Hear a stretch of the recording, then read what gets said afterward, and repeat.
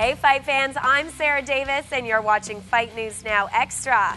It's all about future fights and gaining weight in our newsmakers, so stick around for those. And then our MMA panel will chat about Robin Black's upcoming fight in Montreal. Let's get started.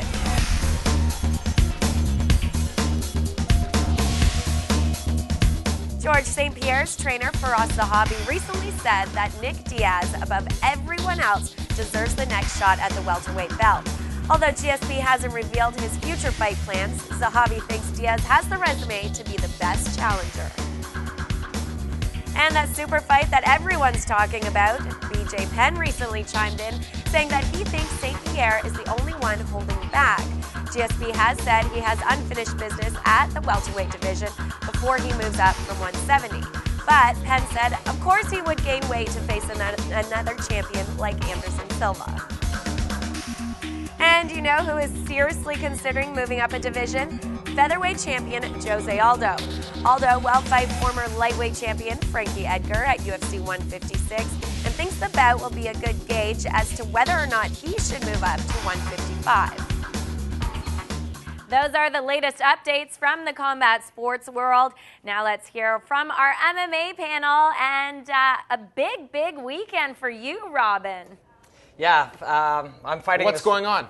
Oh, yeah, nothing. I don't know. Just kind of hanging out. No, I'm fighting on this card tomorrow in Montreal, and I'm really excited. Friday night against Mr. Charbonneau, a 35-year-old man making his professional debut. First of all, Robin, I think this is retirement fight number 3 for you. What has brought you back here at this point? 2, really. But no, I said the last fight would be my last. And I was ill. I had a thyroid disorder that I actually didn't know about. And after, you feel tired and you feel old and you feel worn out. And then you get healthy again and you go, I actually like fighting. But make no mistake, I'm not a fighter who does analysis and commentary. I'm an analyst and commentator who tries to fight. And as we've seen, fighters like to fight, and you're a lifelong martial artist here. So, when the itch is there, you gotta scratch it. So I give you all the credit in the world. You have to make weight in just a couple of hours right now. So how are you feeling right now? And tell us the process of after making weight. You have about 30 hours before you'll actually fight. Yeah, I do this for a couple of reasons. One, because I really love doing it. And 2, it actually really helps give insight into this job for me. Because I'm a doer, I need to kind of feel things and experience them. And when I go and look at a guy cutting weight, I'm right this minute knowing exactly how he feels. You've dieted and removed all carbohydrates probably a week ago now, and then you dehydrate. I mean, I was 163 pounds 7 weeks out from the fight, and then on Monday I was 144 pounds, and I'll weigh in at 135. That's 28 pounds you lose. You feel horrible. You feel like you're going to die, and you feel like your brain doesn't work very well, and it's really uncomfortable. But after that, in only a few hours, you get to eat and drink fluids for the first time, and your body just gets really excited. You get sort of almost a high just from eating for the first time in a few days. And I'm sure that's what somebody would feel like if they were wandering through the desert, thirsty and hungry. And it's a good feeling. It's coming up soon. What do you know about Derek Charbonneau that you've been able to gather? He is making his pro debut, so obviously not a lot out there. There is a fair bit out there.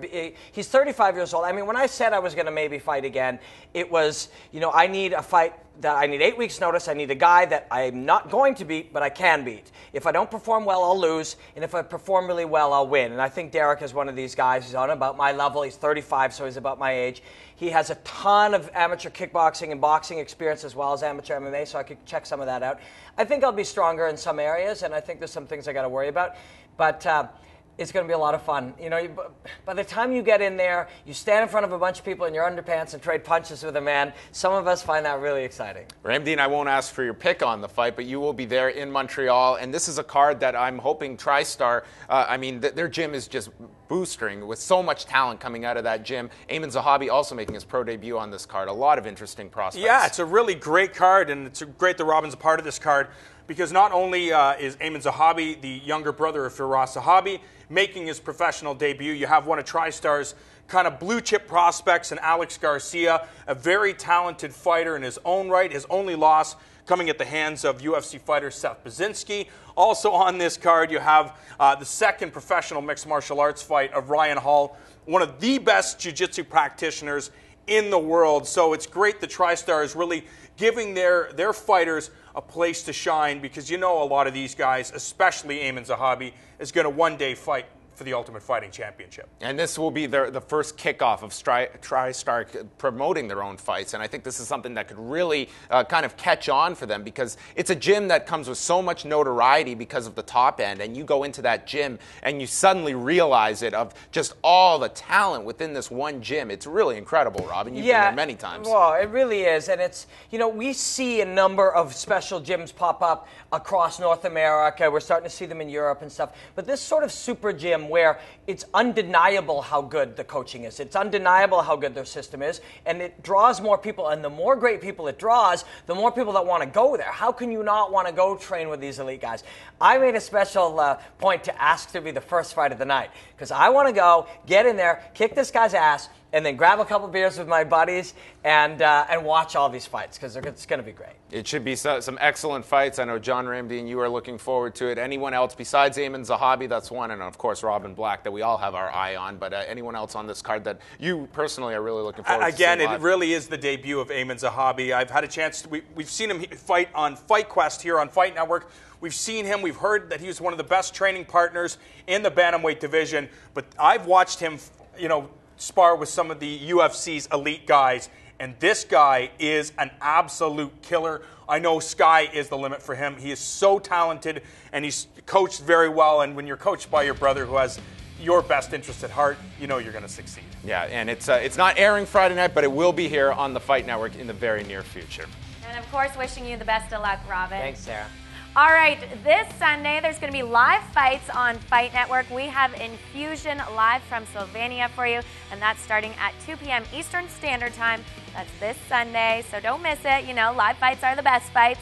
Okay, and stay with us now, because we have more Fight News Now Extra coming up next.